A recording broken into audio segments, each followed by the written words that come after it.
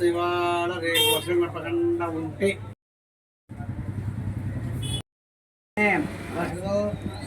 భాద్రమాసే శుక్లపక్షే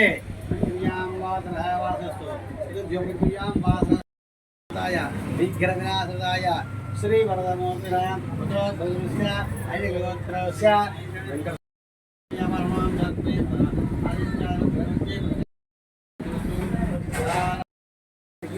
అంటే మామూలు చెప్తున్నా.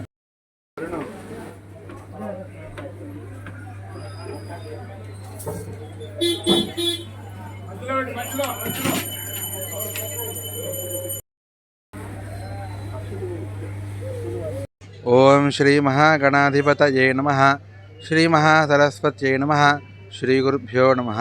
హరి ఓం. ఓం వక్రతుండ మహాకాయ కోటి సూర్య సమప్రభ అవిఘ్నం కురు మే దేవ సర్వకార్యేషు సర్వదా. సమస్తమైనటువంటి ఆస్తిక భక్త మహాశయులందరికీ ముందుగా శ్రీ వరసిద్ధి వినాయక స్వామివారి యొక్క దివ్య అనుగ్రహం కలగాలని అందరికీ వినాయక చవితి శుభ ఆశీస్సులను కోరుకుంటున్నాను. అయితే ఈ యొక్క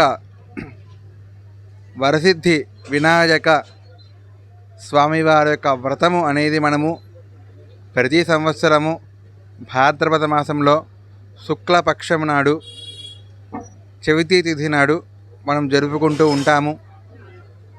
అయితే ఈ యొక్క గణపతి యొక్క ఆవిర్భావము అనేది అసలు ఏ విధంగా జరిగినది అని కనుక చూసుకుంటే, పూర్వము సమస్తమైనటువంటి ఈ యొక్క ప్రపంచం అంతా కూడా ఏమీ లేని సందర్భంలో పరమేశ్వరుడు పరమేశ్వరి తన యొక్క శక్తి చేత, వారిద్దరి యొక్క శక్తి చేత ఈ యొక్క సమస్తమైనటువంటి సృష్టి అంతా గావించి అందులో బ్రహ్మ విష్ణు మహేశ్వర అనే త్రిమూర్తులను వారికి సమస్తమైనటువంటి శక్తులని అందించడానికి ఆ అమ్మవారు జగన్మాత అయినటువంటి ఆ యొక్క అమ్మవారు మహాకాళి మహాలక్ష్మి మహాసరస్వతి స్వరూపంలో చేరి యొక్క సృష్టిని అంతా సాగిస్తూ ఉన్నటువంటి సందర్భంలో ఆ యొక్క పరమాత్మ సమస్తమైనటువంటి విఘ్నములు అన్నీ తొలగించి భక్తులు అందరికీ సమస్తమైనటువంటి కోరికలు తీర్చేటువంటి రూపాన్ని ధరించినటువంటి సందర్భం వచ్చినది. ఆ సందర్భంలో ఆ శ్రీ మహాగణాధిపతి రూపంలో ఆ యొక్క పరమాత్మ ఆవిర్భవించడం జరిగినది. ఆ నామమే మనం చూడొచ్చు, మహాగణాధిపతి అంటే సమస్తమైనటువంటి గణములకు అధిపతి. గణములు అంటే ఏమిటయ్యా అంటే, గణము అంటే మనుష్యులు కావచ్చు, రాక్షసులు కావచ్చు, కిన్నెర కింపురుష దేవతలు, జంతువులు, వృక్షాలు ఏవైనా సరే గణములు. ఆ గణములు ఏ గణమైనా సరే ఆ గణానికి మొత్తానికి అధిపతి ఎవరైతే ఉన్నారో ఆయన గణపతి. ఆ యొక్క గణపతిని ఆరాధించడం చేత మనకు ఉన్నటువంటి సమస్తమైనటువంటి విఘ్నములు పోతాయి. అలాగే గణపతిని ఆరాధిస్తే కేవలం విఘ్నాలు పోతాయి అనేది ఒక మాట అయితే, ఇంకొక మాట ఏంటంటే గణపతి యొక్క రూపాన్ని కనుక మనం చూసుకున్నట్టయితే ఆయన గజముఖముతో ఉంటాడు. గజమనగా ఏనుగు. ఏనుగు ముఖం ఎలా ఉంటుందంటే ఆయన యొక్క కళ్ళు చిన్నగా ఉంటాయి, అలాగే ఆయన యొక్క మెదడు ఎంతో పెద్దగా ఉంటుంది.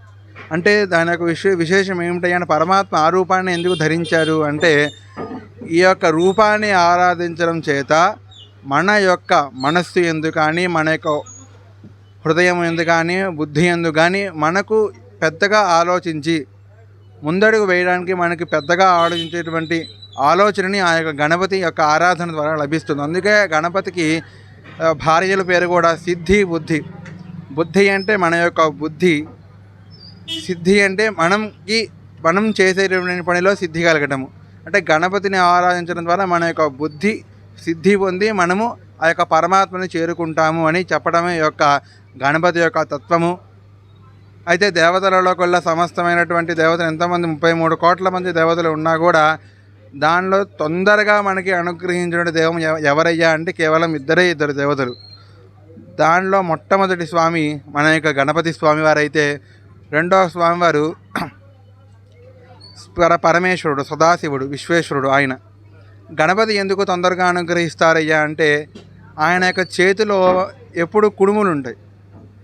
అంటే ఆయన యొక్క మనస్సు ఎటువంటిదయ్యా అంటే చిన్నపిల్లల మనస్సు వంటిదన్నమాట. ఇప్పుడు ఏదైనా చిన్నపిల్లలు మనం తప్పు చేసి వాళ్ళని ఒక దెబ్బ వేసి అటు ఇటు చేసినా కూడా ఏడుస్తారు. వెంటనే మనం వారికి ఏదో ఒక తీపి పదార్థం ఏదైనా ఇచ్చామనుకోండి, వెంటనే తీసుకొని మళ్ళీ మన దగ్గరికి వచ్చేస్తారు. అదేవిధంగా మనం ఎన్ని తప్పులు చేసినా, ఎన్ని పాపాలు చేసినా, ఎన్ని వ్యవస్థలు ఎన్ని చేసినా కూడా స్వామివారికి నమస్కరించి అయ్యా నేను చేసిన తప్పే నన్ను క్షమించండి లంపకాయలు వేసుకొని స్వామివారికి కనుక ఉండ్రాళ్ళు సమర్పించి గుంజులు తీసినటువంటి వెంటనే ఆ గుంజులు కనుక తీస్తే వెంటనే స్వామివారి యొక్క అనుగ్రహంతో మన మీద కలుగుతుంది. అదేవిధంగా శివుడికి కూడా మనం ఎన్ని తప్పులు చేసినా కూడా స్వామి పరమేశ్వర నేను చేసిన తప్పులన్నీ క్షమించవయ్యా అని చెప్పి ఒక చెంబుడు నీరు స్వామివారి మీద పోసినట్టయితే ఆ భోలాశంకరుడు, అందుకే ఆయనకు పేరు భోలాశంకరుడు అని. అటువంటి శివుడు మన వెంటనే అనుగ్రహిస్తారు. అటువంటి దేవత ఈ యొక్క గణపతి, ఆ యొక్క శివుడు కూడా. అందులోనూ విశేషించి శివుడికైనా సరే కాస్త నీరు పోసి కాస్త ఏవో మంత్రాలు అవి ఇవి చెప్పాలి. ఈయనకి అది కూడా చెప్పక్కల, భక్తి ఉండి నమస్కరించుకొని ఉండ్రాల నైవేద్యం పెట్టి నమస్కరిస్తే చాలా అనుగ్రహించేస్తారు. అంతటి కారుణ్యమూర్తి గణపతి. అదేవిధంగా మనకి ఈ యొక్క వినాయక చవితి నాడు గణపతి యొక్క ఆవిర్భావం, పరమాత్మ గణపతి అనేటువంటి ఒక గజముఖముతో ఆవిర్భవించినటువంటి రోజు. అదేవిధంగా ఆ యొక్క పరమాత్మ గణముల అన్నిటికీ ఆధిపత్యాన్ని పొందినటువంటి రోజు, ఎంతో విశేషమైనటువంటి రోజు. కాబట్టి సమస్తమైనటువంటి ఆస్తిక జనులు, భక్తవరేణ్యులు అందరూ కూడా ఈరోజు ఈ యొక్క వ్రతాన్ని ఆచరించి స్వామివారి యొక్క కృపకు పాత్రులు కాగలరు. అదేవిధంగా కొంతమంది 3 రోజులు, కొంతమంది 5 రోజులు, 7 రోజులు ఇలా వాళ్ళ శక్తి కొలది మండపాలలో గణనాథుణ్ణి పిలుచుకొని యథావిధిగా షోడశోపచార పూజములు అన్నీ చేసుకొని స్వామివారికి వాళ్ళ శక్తి కొలది నైవేద్యాలన్నీ పెడుతూ ఉంటారు. ఎవరు ఏమి చేసినా కూడా కేవలం భక్తి అనేది మాత్రమే ఎంతో విశేషంగా మనం చెప్పాలి.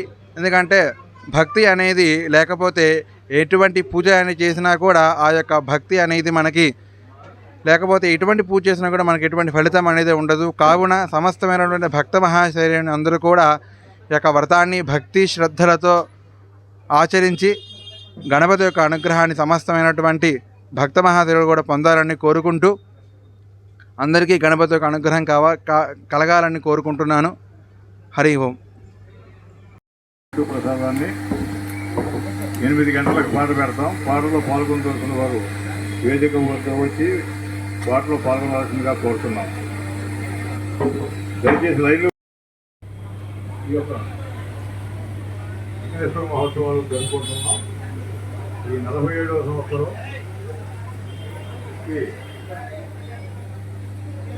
ముఖ్య అతిథి బాలస్వామి గారు ముఖ్య అతిథిగా రావాల్సి ఉంది. దయచేసి లైన్లో వచ్చి ప్రసాదాన్ని స్వీకరించాల్సిందిగా కోరుతున్నాం. తీసుకోవాలి.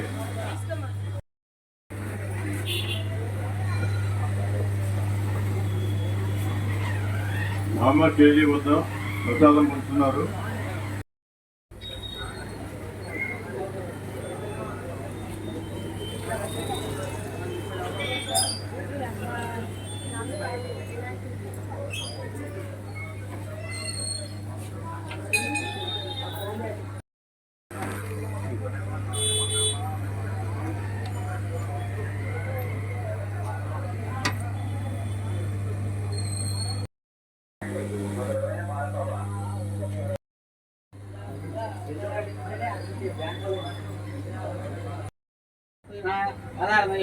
सूर्यदेव्या मां तर्पणे आत्मरक्षण नमस्कारान् करोमि।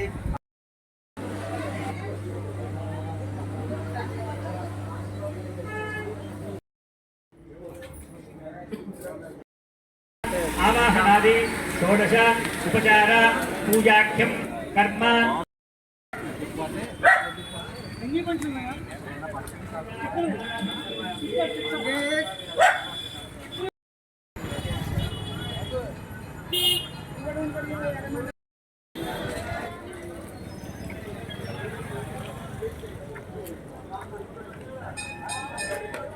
నేను అది వసంత వరకే రావడం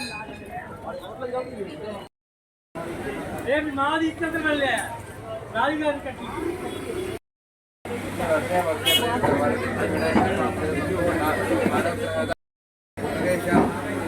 కుటుంబానం శ్రీ వర్షే వర్షే ప్రయుక్త